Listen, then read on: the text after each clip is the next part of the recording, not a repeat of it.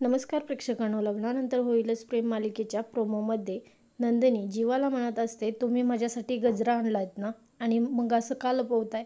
किती दिवसानंतर गजरा आणले आणि लपवताय काय? असं द्या ना जीवा. त्यानंतर काव्या म्हणते, बरोबर बोलीस ताई, काही गोष्टी लपवायच्या म्हणल्या तरीही त्या लपत नाहीत आणि नकळतपणे सगळ्यांसमोर येऊन जातात. वेळेनुसार काही गोष्टी समोर आलेल्या चांगल्या असतात, कारण त्या आपल्यासाठी खूप चांगल्या असतात. जेव्हा काव्याकडे पाहतच असतो, परंतु तो तिला काहीही तक्रार करत नाही आणि नंदिनी फुलांचा वास घेत गजरा हातामध्ये घेते.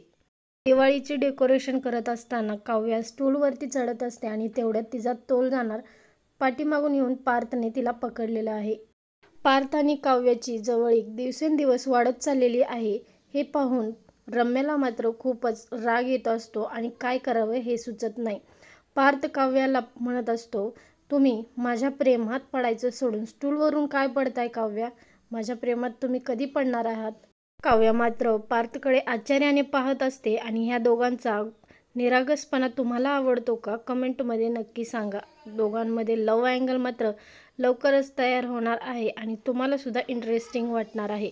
व्हिडिओ पाहिल्याबद्दल मनापासून धन्यवाद आणि एक लाईक करायला